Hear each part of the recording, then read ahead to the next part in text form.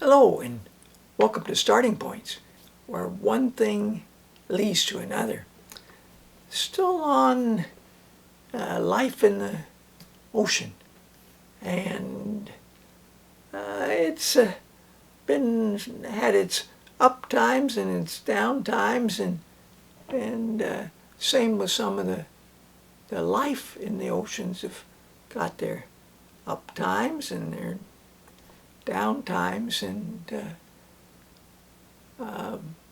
so I want to share another writer with you who, as a young man during the Depression, went with a friend, naturalist, who was had a contract to supply various sea life to laboratories and also to school programs that had dissecting. They wanted the students to dissect this or dissect that, and had to come from somewhere. And so he got this, did this work, and it was quite an experience for him. His name was John Steinbeck.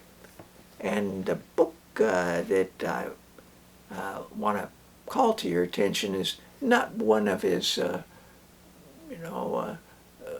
award-winning novel kinds of books. This is the log from the Sea of Cortez. He went there with a close friend, as I said, whose name was E.F. Ricketts. And the book was published in 1941, so they probably were working on this in the late 30s.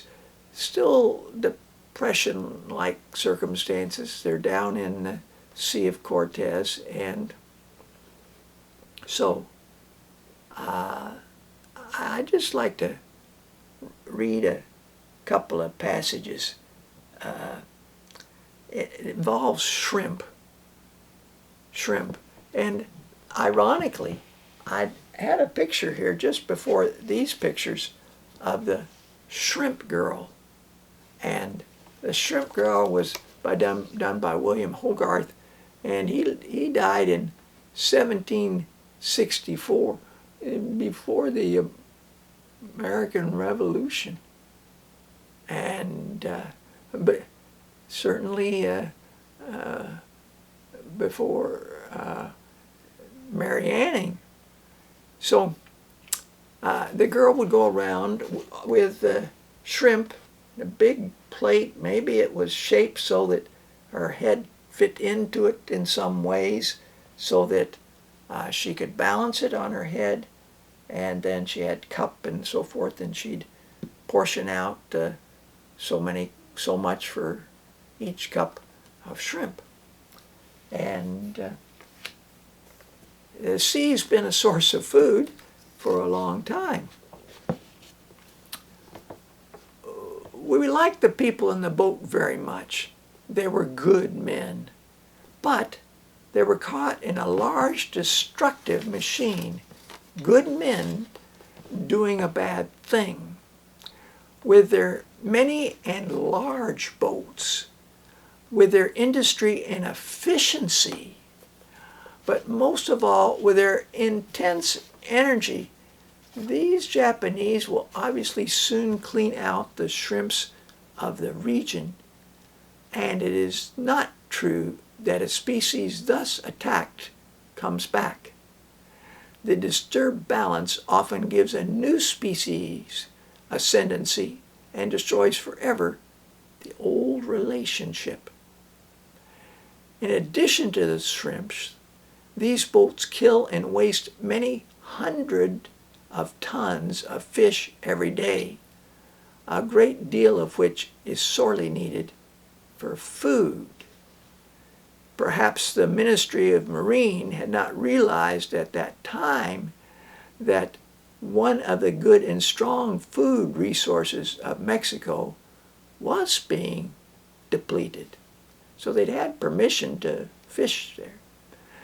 We in the United States have done so much to destroy our own resources, our timber, our lands, our fishes, that we should be taken as a horrible example and our methods avoided by any government and people enlightened enough to envisage a continuing economy. With our resources, we have been prodigal. And our country will not soon lose the scars of our grasping stupidity. Whoa, he's pretty strong in calling this out. So I'm merely sharing what he wrote because I thought it was strong, and I thought, well, you know, you want to question things, and he was questioning things. The Mexican official and the Japanese captain were both good men, and it's because he dealt with them. He respected their abilities, but by their association in a project directed honestly or dishonestly by forces behind and above them, their superiors, in other words, they were committing a true crime against nature and against the immediate welfare of Mexico and the eventual welfare of the whole human species. Now, wait a minute. He's saying this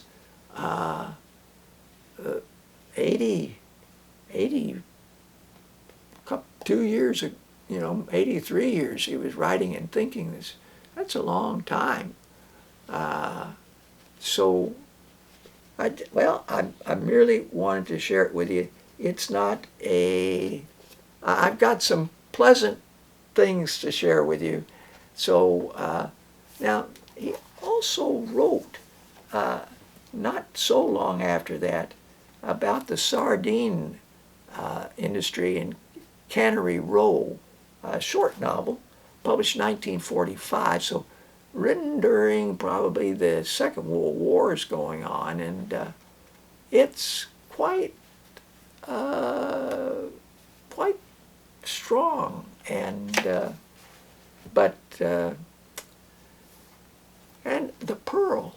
This involved people who were pearl fishers, made their living from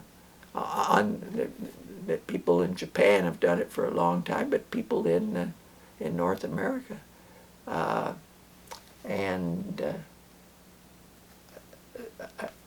it's not a long read, and it's a lot of things to think about. I think that's the one thing that I see that he was doing. He was thinking, he was questioning, he was trying to reconcile everything, because this kind of work probably was traditional for ages. Generations of people would do fishing. Some of them would do fishing like this. This is the cover for a book called Work, The World in Photographs, put out by National Geographic. And I was struck by this picture, and I wonder, why did they choose that picture? I mean, this has got a timeless quality to it. It's not modern. There's nothing modern about it, and no big fancy expensive boats. But maybe it's sustainable. I've just thought of that. Maybe it is sustainable.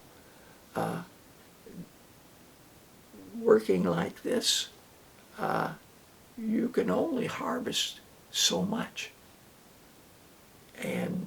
But it's enough to feed your family or several families, and I don't know. Something lighter. Stella, the Star of the Sea. This Marie Louise Gay wrote several funny books about Stella, and this is again, the man here actually, my Grandpa in the Sea by Catherine Hoare. The grandpa here, this is in a Caribbean island, and he's been fishing and making a living with an old wooden boat that he tends to lovingly, but a relative from one of the other islands comes in a new boat and is boasting about how much she can make and how much she can catch with this new boat and all. And it's got some deeper side to it. The Blue Lobster, A Life Cycle, Carol and Donald Carrick. The Blue Lobsters had some rough times. This is a story about Chung Lee loves lobsters. He's an immigrant. He's come from China, and he makes his way all the way across Canada to Prince Edward Island, where he opens a Chinese restaurant. And lobsters, like the cool waters of Maine, Nova Scotia, New Brunswick, PEI. So I have the book both in hardcover and paperback. It's a nice story. The Crab is in a series called Down in the Sea, Patricia Kite. The Crab. The Jellyfish, Patricia Kite. Seahorse by Rebecca Staffoff.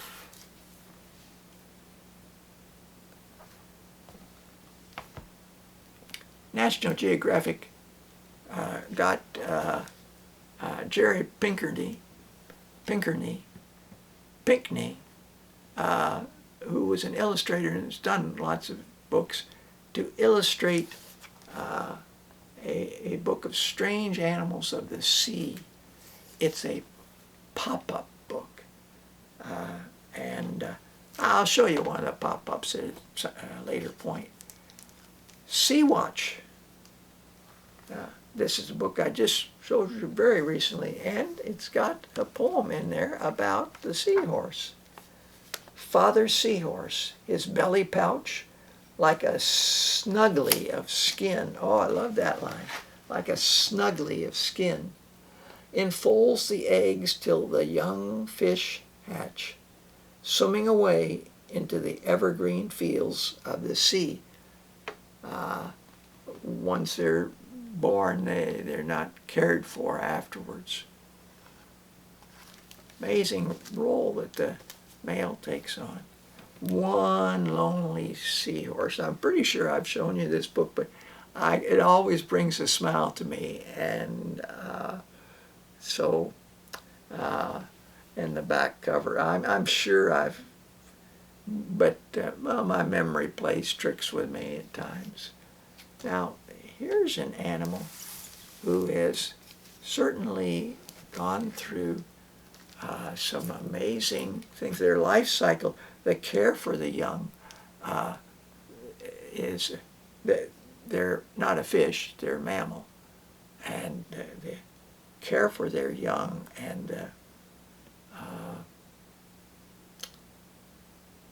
the value of their fur, the density of their fur is extraordinarily dense, and it caused some trouble when people were looking for ways to make money. Lauren Pringley, and it's quite a story, and informational 2 pages at the back is good. And well, thanks for joining me. Until next time, bye for now.